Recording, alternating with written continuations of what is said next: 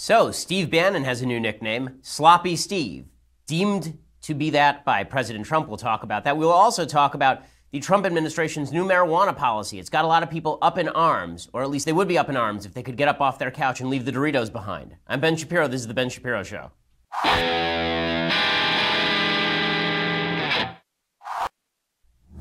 So today is mailbag day, so if you are going to subscribe, you should do it right now so you can get your questions into the mailbag now, not later, right now. So go over and subscribe to the website right now and be involved that way. Also, we are going to get to all of the late breaking news. The FBI has now launched another investigation against Hillary Clinton's foundation, which is just incredible, and we'll talk about the ramifications of that. Just a lot to get to today. But first, I want to say thank you to our sponsors over at Wink. So let's be real about this.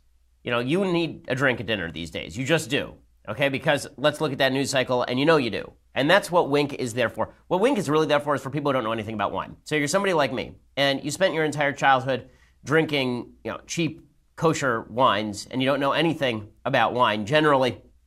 And now you're an adult, and you're going over to somebody's house, and you need to bring over a fine bottle of wine, but you don't know the difference between Manischewitz and something good. And so instead, you need to go over to Wink.com. You go over to Wink.com, W-I-N-C, and Wink's wine experts select wines matched to your taste, personalized for you, shipped right to your door. It starts at just $13 a bottle. That makes a great gift this holiday season. And you can send a personalized gift card and let your recipient choose their own wine. They have a palate quiz, a palate profile quiz, in which what kind of foods do you like, what kind of foods do you like to pair, and then they recommend a wine just for you. Discover great wine today. Go to trywink.com/Ben. You get $20 off your first shipment. That's trywink, WINC.com/Ben, and you get $20 off your first shipment. Each month there are new delicious wines. The one that is apparently very popular right now is called the Summer Water Rosé. There are no membership fees. You can skip any month. You can cancel anytime, and shipping is complimentary. And if you don't like the bottle they sent you, then you can send it. Then they will replace it with another bottle. No questions asked. So go to trywink, TRYWINC.com/Ben, and get $20 off your first shipment. Again, trywink.com/Ben. Use the /Ben as they know that we sent you. All right. So we begin today with this supposedly bombshell book from Michael Wolff. So there's been a lot of hubbub over the Trump administration's treatment of the Michael Wolff book. So Michael Wolff, you'll recall, is this journalist who's kind of sketchy. I remember during the Bush administration, there was a journalist named Kitty Kelly. And Kitty Kelly came out with a couple of books that were very gossipy about what had happened. One was about the Bush administration, another was about the JFK administration. And it was all very gossipy. It was very hard to peg down what was true and what was false. And it sounds a lot like Michael Wolff's book is the same way. Basically, he was given large-scale access to the West Wing, apparently by Steve Bannon, who allowed him in and just let him sit on the couch outside the West Wing. And as Wolff says, the West Wing is very small. It is. I've been there. It's a pretty small area, and there are constantly people of note walking by. And so Wolff would just sit there, and then he would sort of buttonhole people and ask them questions. And then he writes this book, and this book is filled with kind of juicy anecdotes, stuff about how Trump would make his own sheets. He didn't trust other people to do his sheets, and how he would eat KFC because he was afraid of being poisoned, and how he'd watch TV endlessly and fulminate about his aides, and how he would just go crazy on a routine basis, how everybody around Trump thought that he was a moron and a crazy person, and how they would tell the public that he was a genius, and then secretly they would tell Michael Wolff that he was a dolt, and all of this kind of stuff. So, what to believe and what not to believe. First of all, don't believe everything that you read in Michael Wolff's book. As I said earlier, I think that it should have been subtitled as told by Steve Bannon, because it's pretty clear that Bannon is the guy who's spilling his guts to Michael Wolff. It was Bannon who just got blown up for spilling his guts to Michael Wolff, suggesting that all of his enemies in the White House were guilty of criminal conduct during the campaign. That's what has led President Trump to go all out against Steve Bannon now. So he released his statement about Bannon nuking him 2 days ago. Yesterday, he came out and had the White House attack. Bannon said that Breitbart should probably fire him. Sarah Huckabee Sanders was asked specifically whether Breitbart should consider firing Bannon, and here's what she had to say. We were eager to call on ESPN to fire one of its sportscasters for criticizing President Trump. And it wasn't just criticizing, it was a little bit different than that. Well, should Breitbart part ways with Steve Bannon after the comments in these books? I certainly think that it's something they should look at and consider. Brian. Thanks. He said a couple of things here. Number one, of course the Trump administration feels this way. Second, is it appropriate for the Trump administration to be dictating to a private news organization what exactly they should be doing with their own staffing? The answer is no. Right? I opposed it when they told ESPN they should fire Jamel Hill or suspend Jamel Hill. I feel the same way about Bannon, even though I think Bannon is a turd of a human being. I don't think that the White House should be telling private organizations how to run their business. On the other hand, since Breitbart is basically the press adjunct to the White House, I guess that they can fire people who are in-house. So I suppose that they have a case to be made that they can fire Steve Bannon from the White House, considering that it was basically just the press outlet for the Trump campaign during the campaign itself. Bannon has not only lost the support of the White House, he has also lost the support of the Mercers. First, of course, he lost the support of President Trump. So very late last night, President Trump slapped out at Sloppy Steve over allegations in the book. He said, quote, "I authorized zero access to White House. Actually turned him down many times for author of phony book. I never spoke to him for book. Full of lies, misrepresentations, and sources that don't exist. Look at this guy's past and watch what happens to him and Sloppy Steve." Okay, first of all, great nickname.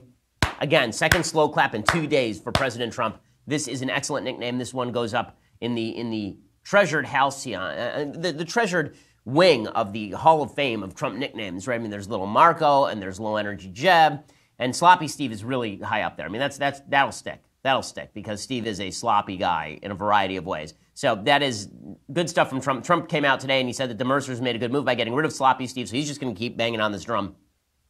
Bannon, for his part, is trying to kowtow before Trump, which makes sense since the Mercers came out and slammed Bannon. The Mercers, if you don't know, are the number one funding family for the Republican Party, essentially, and they were the number one funders of President Trump during his general election cycle.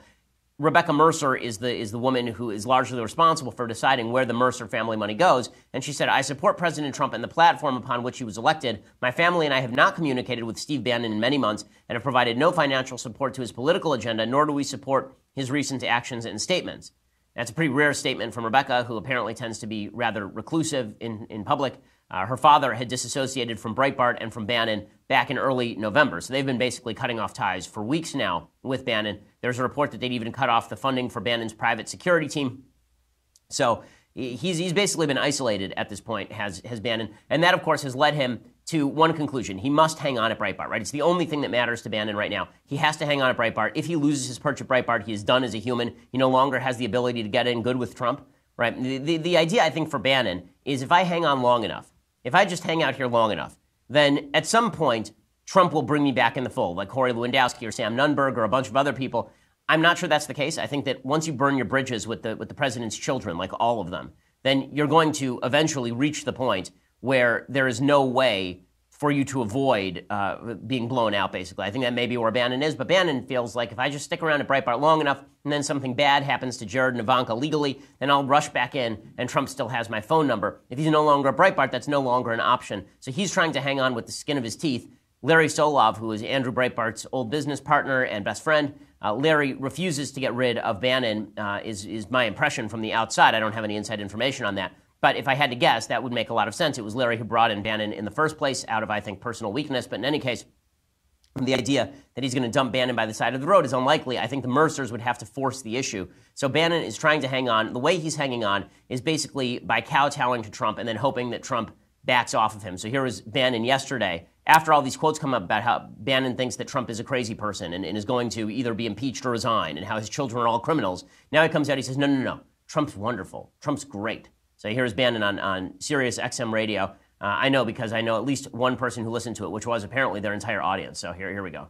President of the United States is a great man. You know, I support him day in and day out, whether going through the country, giving the Trump miracle speech or on the show or on the website. So I don't think you have to worry about that. But I appreciate the kind words. Okay, so the idea that he has been supporting Trump day in and day out is sort of belied by the fact that he let this reporter into the White House, who then proceeded to savage the White House from every conceivable angle. So this brings us to the actual nature of the book. The actual nature of the book, it has a lot of problems. The book is Fire and Fury. Again, it is a deeply gossip-ridden account, and there are a lot of problems with the book itself. It has all of these sort of weird anecdotes, and you don't know where they're sourced to because Wolf doesn't have any endnotes, is my impression.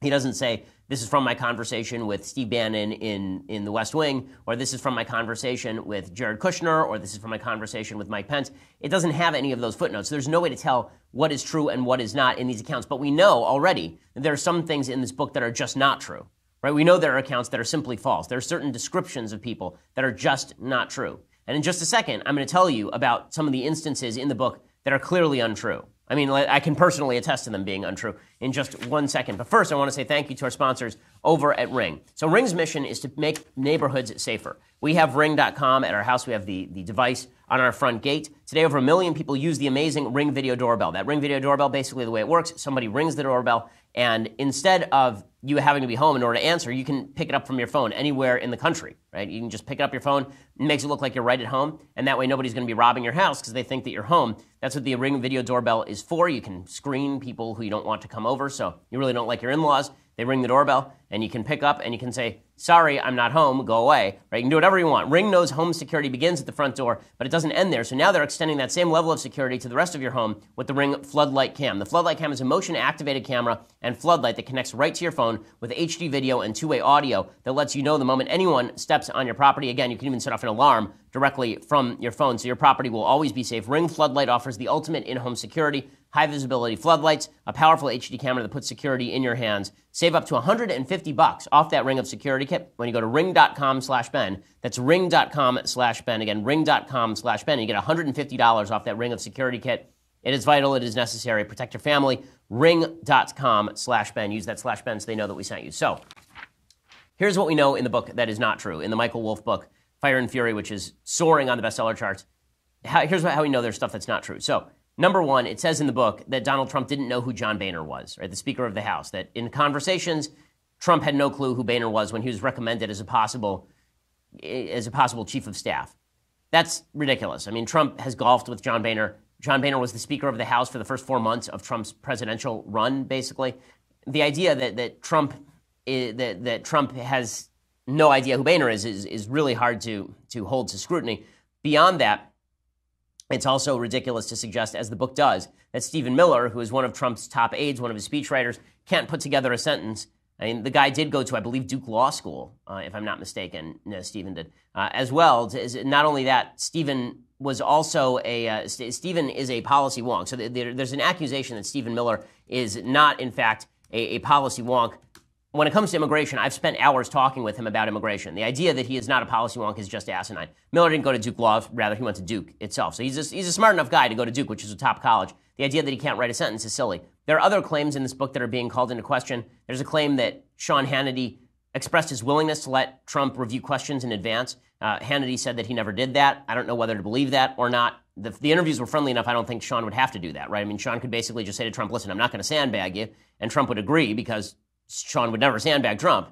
So I'm not sure we'd have to actually offer to supply the questions. Another one of Trump's top advisors and friends, Thomas Barrack, said of the president, he's not only crazy, he's stupid. But Barrack denies ever having made the comment. The British publication claimed that the Wolff book says that Tony Blair, former British Prime Minister, warned Jared Kushner during the campaign that British spies could have the campaign under surveillance, but Blair calls that report a complete fabrication. So here's what it sounds like Michael Wolff did when he put together this book. It sounds like Michael Wolff basically sat in the hall and listened to Steve Bannon tell tall tales around the campfire while roasting marshmallows and eating s'mores. And then, when they were done, he just wrote down everything Steve Bannon said, and then he said, you filter it out. You, the reader. It's your job to try and determine what's true and what's false. So you get a sort of ambiance of what it's like in the White House with all the chaos and all the craziness, but it's not necessarily true that every individual story is true. If that's the case, then there's not much to the book. And the truth is, I'm not sure there's much to the book anyway, just because I believe a lot of the kind of general tenor and tone issues that the book raises. I believe that Donald Trump is not Phi Beta Kappa when it comes to policy. I don't think that Donald Trump is necessarily the most stable personality. I mean, but I thought all of that for the last 2 years. I mean, I've been saying that for years at this point. I'm not sure how you look at his Twitter account and figure that this guy is a Washingtonian character. He's like George Washington in his stolidness and stalwartness. Like I don't see how you would possibly come away with that by watching Donald Trump for any lengthy period of time. So, what does the book add? The answer is the book really doesn't add much at all, except for a bunch of accusations by Steve Bannon that the media want to take seriously for purposes of trying to destroy Trump, which, of course, is why Trump is going directly at Steve Bannon and why Donald Trump should go directly at Steve Bannon, right? Bannon is the guy who wanted to turn this into a self-aggrandizing homage to him, and it was a direct fail. And I think that makes, I think it makes perfect sense that Trump decides that he has to strike back. Now, the way that Trump strikes back at Bannon, which I think is correct, is very different from the way that Trump strikes back at the book. Trump is now participating in what we in the internet world call the Streisand effect. So a few years back, Barbra Streisand, the legendary singer and crazed liberal, she has a house on the beach down in Malibu, and there was an environmentalist photographer who had taken some aerial photos of the beach, and it included her house. Now, you never would have known that it was her house. It didn't label her house. It didn't have an arrow that said Barbara Streisand's house. It was just a picture that included Barbara Streisand's house. And the point of the photos was not to show where the rich and famous lived. The whole point of the photos was to show coastal erosion. Right? So the entire series of photos by an environmentalist guy. It wasn't by some right-winger who was trying to stake out Barbara Streisand's house while she sung Feelings in the background. That was not the idea here. Well, what Barbara Streisand did is she got so mad that she sued the photographer for something like $5 million. It was something crazy. She sued the photographer for an enormous amount of money, claiming that he had violated her privacy rights. Well, in launching the lawsuit, she then made clear where it was she lived. So suddenly the photo, which had been viewed, I think, a grand total of like 7 times ever by anyone, was viewed by 1.5 million people. People flooded onto the internet to see the pictures of Barbara Streisand's house and what she would be so touchy about that she'd sue some rando for millions of dollars for exposing the photo. Well, Trump basically did the same thing with this book. So the book was going to get coverage, but Trump could have said all the same things I just said, right? Trump could have said, listen, Steve Bannon's a piece of garbage who falsifies a lot of stuff. This book is driven by Steve Bannon's agenda, but the book is full of falsehoods and we're not going to talk about it anymore. Right? We're just going to leave it at that. The book's full of falsehoods. We're done. It's full of a bunch of crazy stories. Steve Bannon has an agenda. He's self-driven. He's garbage. And everybody would have cheered, and that would have been the end of it. Because, by the way, Steve Bannon is garbage, if I haven't made that clear already for the last 2 days. So, or for the last 2 years for that matter. With that said, that's not what the Trump administration decided to do. So Trump unleashed his lawyers on the publisher. Always a bad move. He sends a letter to the publisher saying, you are going to pull this book or I am going to sue you for defamation. No. Okay, so as putting on my lawyer hat, defamation against the President of the United States is not a thing. Okay, winning a defamation suit as the President of the United States is not going to happen. You're a public figure. You're the ultimate public figure. And I'm not sure how you could prove anything there was maliciously and willfully false, which is the actual statement. You have to prove maliciousness, right? Like willful and maliciousness in defamation for a public figure. That's the standard. That you willfully knew something was false and you maliciously published it anyway. That is not going to happen for the President of the United States, particularly since most people are going to believe a lot of the allegations that are in the book anyway, including, I am sure, members of the jury. So that was stupid. By doing that, he basically handed a win to the author of the book. Again, this is the problem with Trump's knee-jerk tendency to go after anybody who slaps him, is that it puts him in weird positions where he's actually elevating the people who are slapping him. Now, I think he could slap down Bannon pretty safely because Bannon used to work for him. Bannon was the barnacle on his butt. So anytime Trump wanted to slap him, he could, right? Trump could just destroy him with a single swipe, and that's essentially what Trump has done. It's a different thing when you're talking about a media member, and it isn't great policy to have the President of the United States suing individual members of the media for the stuff that they write. It's just not, if Obama had tried to do this about Ed Klein, for example, the entire right would have gone nuts, and I think rightly so. So yeah, I think that's bad policy by Trump. I think that it's over the top. Go after Steve Bannon by all means, since he's the one who's actually the leak. Right? He's the guy who's actually telling all of these tall tales out of school. But going after the author, who you allowed to sit around in the White House for day after day after day, apparently for months, that seems like a big mistake to me. And again, it creates a Streisand effect where suddenly, like last night in D.C., there were people who were waiting outside bookstores at 12:15 at night for the early release of the book. So the book was actually pushed up 4 days, and the publisher released the book 4 days early, specifically so that they could gain all of the sales from all of the attention. So that's something that Trump ought not to have done. You know, issuing a cease and desist to Bannon with a violation of the NDA, the non-disclosure agreement, as I said yesterday, there's actually a legal case for that. There's no defamation legal case for President Trump against Henry Holt and publishers against Michael Wolff, this particular author, even though the author, I think, is making things up, even though, or at least repeating tales that he has not bothered to verify. Wolff, by the way, says this openly, that this is not his style, that he doesn't actually verify the anecdotes that he's told. He just sort of spills it out on the page and just assumes that everything is true. So that is not called journalism. That's just you being a tape recorder. And that's essentially what Michael Wolff did. So is this going to do lasting damage to the Trump administration? There are a lot of people who say, oh, it's a bombshell inside the Trump administration. Just a bombshell. Is it, though? Is it really? Like, do you really think that members of the Trump administration are going to use their power, members of the Trump cabinet are going to use their power under the 25th Amendment to suspend Trump from service for 60 days and then kick it to Congress where Trump will actually be impeached, which is the actual process under the 25th Amendment? Do you really think that's what's going to happen here? Because it ain't going to happen. Okay, nobody in the West Wing is going to launch an impeachment move against Trump on the basis of he's crazy. People knew who Trump was when they voted for him. And people refuse to believe anything that they don't want to believe. I was talking with Andrew Klavan and with Michael Knowles yesterday, or rather, I was not, my business partner Jeremy was, and both Klavan and Knowles were insisting that this is all 4D MAGA chess. And I'm just telling you, it's not. But if you want to believe that it is, you're going to believe that it is. So people are still believing about Trump what it is they want to believe about Trump. And that being the case, none of these new anecdotes are going to change one single mind. Not one single person in the United States who didn't think Trump was already crazy is going to change their mind, and not a single person who thought that Trump is brilliant is going to change their mind based on Michael Wolff's book. So the idea that it is a bombshell that really ruins the administration, you can't. Kevin Williamson had a good line about this, right? You can't take down Trump with this kind of stuff for the same reason that you can no longer assassinate Abraham Lincoln. Right? Abraham Lincoln's already dead. Right? Donald Trump cannot be taken down by this stuff because people who perceive him to be crazy already perceive him to be crazy. People who perceive him to be sane already perceive him to be sane. He is what he is in my view. Right? I don't think that he's the world's most stable guy. I don't think that he has the character of a president that I would prefer, but I will enjoy all of the policy wins that he's brought. And I can live with that cognitive dissonance. Everybody else should learn to too.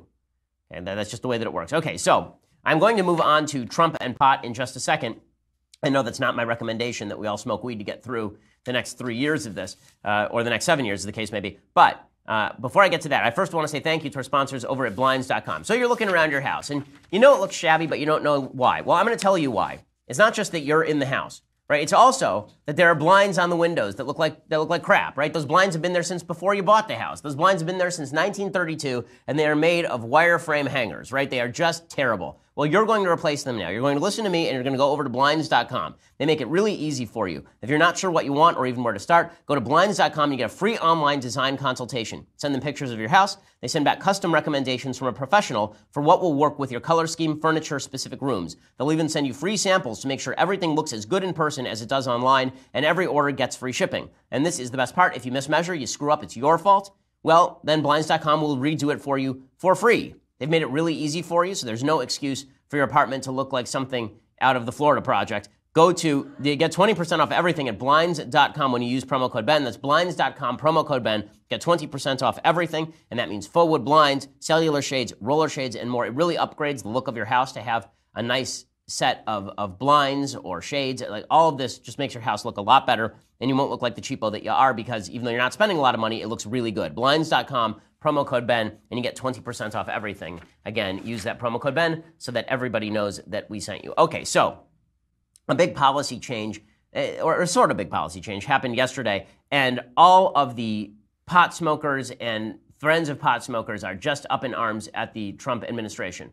Or as I said earlier, they are too busy staring at their own fingernails and finding them fascinating, but when the pot wears off and before they've been able to re-up, then they will be very, very exercised about all of this, and then presumably they'll eat a pizza, smoke some more weed, and go back to sleep. But in any case, okay, when I make fun of people who smoke pot, folks, it's not because I think pot should actually be illegal. It's because I think you're stupid if you spend all of your time smoking pot. Okay, I think you're stupid, by the way, if you drink yourself into oblivion, too. But in any case, here's what actually happened. Attorney General Jeff Sessions on Thursday rescinded, this is according to CNN, a trio of memos from the Obama administration that had adopted a policy of non-interference with marijuana-friendly state laws. So there's something called the Cole Rule, okay? Under the Cole Rule, it basically said, Jim Cole was the former Deputy Attorney General. The whole idea here was that the Justice Department was going to let the states do what they wanted to do. It was sort of the equivalent of DACA. So if you remember, Deferred Action for Childhood Arrivals program was Obama saying, I'm going to use my prosecutorial discretion to instruct the DOJ not to actually prosecute cases for the so-called Dreamers. That's what DACA was, the executive amnesty. Well, the Cole Rule was basically the same thing for pot distribution. So the move now from Jeff Sessions essentially shifts federal policy from the hands-off approach adopted under the previous administration to unleashing federal prosecutors across the country to decide individually how to prioritize resources to crack down on pot possession, distribution, and cultivation of the drug in states where it is legal. So while many states have decriminalized or legalized marijuana use, here in California they've decriminalized marijuana use, that has obviously made California just a more wonderful place to live. It was already wonderful, and now it just made it a more wonderful place to live so that everybody on the streets is smoking pot, and the homeless people who live right outside your house can now get high in their spare time. In any case, the drug is still illegal under federal law, which creates this conflict between federal and state law. Now, let me make my own position very clear on this. I'm in favor of decriminalization of marijuana. I have been for decriminalization of marijuana for years. I believe that the federal government and the state government spend far too much time and effort trying to go after marijuana, and they do a terrible job of it. It should still be heavily regulated for use under the age of 18. There is serious damage that is done to teenage brains by repeat use of marijuana. The argument as to whether marijuana is a gateway drug is not exactly settled. You know, people have said it's not a gateway drug. They say, oh, that's just a myth. the data on that are really mixed. When I say they're mixed, what I mean is that the vast majority of people who use heavier drugs did start off by using marijuana, but it's not clear whether those people just had a tendency toward drugs in the first place and that drove them to use both marijuana and then heavier drugs, or whether they started with marijuana and they said, I'm breaking the law anyway, but I'm not getting high enough, so now I'm going to try heroin. Right? It's not clear exactly how that worked. In any case, that's an argument that has not been fully debunked, is the gateway drug issue. But as somebody who's in favor of individual sovereignty and your capacity to make your own decisions as an adult, including stupid decisions without government intervention, I'm in favor of marijuana decriminalization. I'm more split when it comes to harder drugs that are more addictive, things like heroin or things like cocaine. I tend toward legalization even for those drugs, is the truth. But when it comes to things like angel dust or LSD that have actual externalities where it's going to cause you to act in violent ways, it actually changes how you act toward people, as opposed to you just get high and you stay in your room all day and you drown in your own vomit. Like, that seems to me that's mostly a problem. But if you are actually going to get high and then go out and kill a child, then the drug makes you more violent, it makes you crazy and hyper, then that's a different story. That's my basic take on drug legalization and decriminalization. With all that said, Sessions is now reversing this Obama-era rule. So he said this is a return to the rule of law, but he didn't go as far as some advocates worried that he would. He didn't direct more prosecutions. So here's what Sessions said in a memo. He said, quote, in deciding which marijuana activities to prosecute under these laws with the department's finite resources, prosecutors should follow the well-established principles that govern all federal prosecutions. These principles require federal prosecutors deciding which cases to prosecute, to weigh all relevant considerations of the crime, the deterrent effect of criminal prosecution, and the cumulative effect of particular crimes on the community. So naturally, the media goes absolutely insane over this. How dare Jeff Sessions? He's done something terrible. Look at him. Now he's just he's re-upping the drug war, and that's all that this is. Okay, that's not really what happened here. As I say, the Cole memo was this directive to federal prosecutors that basically said that the drug was still illegal under the Federal Controlled Substances Act, but federal prosecutors could focus their resources elsewhere so long as the states didn't threaten other federal priorities, such as distribution of drugs to minors and targeting cartels. That's what the Cole memo did. That's now been overruled. The Attorney General rescinded the Cole memo on marijuana prosecutions, directed that federal marijuana prosecution decisions be governed by basic principles of law. So a bunch of people in Congress are alarmed. Oh no, the DOJ is going to come after us. If that's the case, I have an idea. Change the law. Right, here's why Sessions is actually correct. So Sessions is correct. Even if you agree with decriminalization of marijuana, as I do, Sessions is not wrong. The reason Sessions is not wrong is that we have something called the executive branch. The executive branch's job is to, as you may have guessed, execute. It is their job to execute the law. It is not their job to rewrite the law at will. It is not the job of the federal executive branch to simply decide, as Obama did, that we're not going to prosecute entire classes of crime because I don't like the law. Or if that were the case, then I would hope to get elected president and I would spend zero of the dollars allocated to me by Congress.